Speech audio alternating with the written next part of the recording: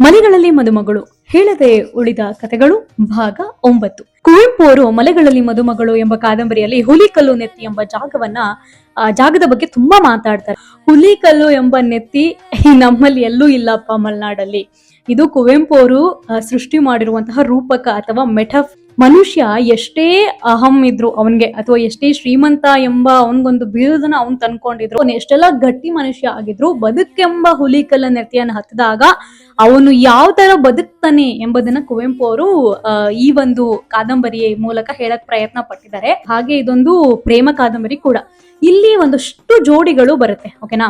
ಈ ಎಲ್ಲಾ ಜೋಡಿಗಳು ಹುಲಿಕಲ್ಲ ನೆತ್ತಿ ಮೇಲೆ ಬಂದೇ ಬರ್ತಾರೆ. ಯಾಕೆ ಕುವೆಂಪು ಅವರು ಅದನ್ನ ಬರೆದಿದ್ದಾರೆ? ಬೇರೆ ದಾರಿ ಇತ್ತು, ಬಟ್ ಯಾಕೆ ಕುವೆಂಪು ಅವ್ರಿ ಹುಲಿಕಲ್ಲ ನೆತ್ತಿ ಮೇಲೆ ಬಂದೇ ಬರ್ತಾರೆ ಎಲ್ಲಾ ಪ್ರೇಮಿಗಳು ಅಂತ ಹೇಳ್ತಾರೆ ಅಂತಂದ್ರೆ, ಇದು ಪ್ರೇಮ ಯಾವಾಗ ಸಾಕ್ಷಾತ್ಕಾರ ಆಗತ್ತೆ, ಒಂದು ಗಂಡು ಮತ್ತೆ ಒಂದು ಹೆಣ್ಣು ಹೇಗೆ ಅವರ ಒಂದು ಜೀವನ ಅಥವಾ ಒಂದು ಅಂದ್ರೆ ಕಷ್ಟ ಕೋಟಲೆಗಳನ್ನ ದಾಟಿ ಬಂದಾಗ ಮಾತ್ರ ಅವರ ಒಂದು ಪ್ರೇಮ ಅಥವಾ ಪ್ರೇಮ ಜೀವನ ಅಥವಾ ದಾಂಪತ್ಯ ಒಂದು ಒಳ್ಳೆ ಅಂದ್ರೆ ಏನು ಸಾರ್ಥಕತೆ ಅಂತ ಅನ್ಸತ್. ನೀವ್ ಇನ್ನೊಂದು ನೋಡ್ಬೋದು, ಈ ಹುಲಿಕಲ್ಲು ನೆತ್ತಿ ಮೇಲೆ ತುಂಬಾ ಜನ ಹೋಗ್ತಾರೆ, ಓಕೆನಾ. ಆ ನೆತ್ತಿ ಮೇಲೆ ಕಷ್ಟಪಟ್ಟು ಹತ್ತಾಗ ಅವ್ರಿಗೆಲ್ಲ ಅಂದ್ರೆ ಅವರ ಒಂದು ಜೀವನದ ಅತ್ಯಂತ ಅಮೋಘ ಕ್ಷಣಗಳು, ಮಧುರವಾದ ಸಮಯವನ್ನ ಅವರು ನೆನಪಿಸ್ಕೋತಾರೆ. ಅಂತಂದ್ರೆ ಅವರ ಬದುಕಿನಲ್ಲಿ ಆಗಿರುವಂತಹ ಮರೆಯಲಾಗದಂತ ಒಂದು ಘಟನೆಗಳನ್ನ ಈ ನೆತ್ತಿ ಮೇಲೆ ಹೋದಾಗ್ಲೇನೆ ಅವ್ರು ನೆನಪಿಸ್ಕೋತಾರೆ. ಯಾಕೆ ಅಂತ ಅಂದ್ರೆ, ನಾವು ನಮ್ಮ ಬದುಕಲು ಹಂಗೆ ಅಲ್ವಾ, ನಾವ್ ಎಷ್ಟೋ ಕಷ್ಟದ ನೆತ್ತಿಯಲ್ಲಿ ಇರ್ಬೇಕಾದ್ರೆ ನಮ್ಗೆ ಒಂದು ಅಮೋಘ ಕ್ಷಣಗಳೆಲ್ಲ ನೆನಪಾಗುತ್ತೆ. ನಾವ್ ಹೆಂಗಿದ್ವಿ, ಹೇಗ್ ಬಂದ್ವಿ,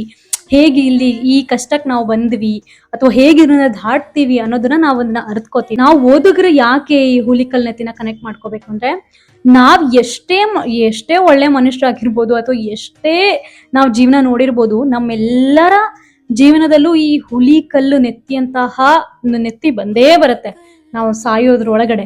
ಸೊ ನಾವ್ ಎಷ್ಟು ಮಾನಸಿಕವಾಗಿ ಆ ನೆತ್ತಿಯನ್ನ ದಾಟ್ತೀವಿ ಅಥವಾ ಆ ನೆತ್ತಿಯನ್ನ ಅನುಭವಿಸಿ ಅದರಿಂದ ಹೊರಗಡೆ ಅಂದ್ರೆ ಇಳಿತೀವಿ ಆ ನೆತ್ತಿಯಿಂದ ಕೆಳಗಡೆ ಅನ್ನೋದಕ್ಕೆ ಕುವೆಂಪು ಅವರು ಈ ಕಾದಂಬರಿಯಲ್ಲಿ ಈ ರೀತಿ ಒಂದು ಕಾವ್ಯೋತ್ಮಕವಾಗಿ ಹೇಳಿದ್ದಾರೆ. ಕುವೆಂಪು ಅವರು ಏನ್ ಈ ಹುಲಿಕಲ್ಲ ನೆತ್ತಿ ಅಂತ ಇಲ್ಲಿ ಸೃಷ್ಟಿ ಮಾಡಿದ್ರು ಮಲೆಗಳಲ್ಲಿ ಮದುಮಗಳಲ್ಲಿ, ಹಾಗೆಯೇ ಇದರಿಂದ ಇನ್ಫ್ಲೂಯೆನ್ಸ್ ಆಗಿ ಅವರ ಮಗ ಆಗಿರುವಂತಹ KP ಪೂರ್ಣಚಂದ್ರ ತೇಜಸ್ವಿಯವರು ತಮ್ಮ ಚಿದಂಬರ ರಹಸ್ಯ ಎಂಬ ಪುಸ್ತಕದಲ್ಲಿ ಇನ್ನೊಂದು ರೀತಿ ಒಂದು ಕಾವ್ಯಾತ್ಮಕವಾಗಿ ಅವರು ಬರೀತಾರೆ. ಹುಲಿಕಲ್ಲು ನೆತ್ತಿಯಲಿ ನೆತ್ತಿಯಲಿ ನೆತ್ತಿಯಲಿ ಬಂದವನ್ಯಾರು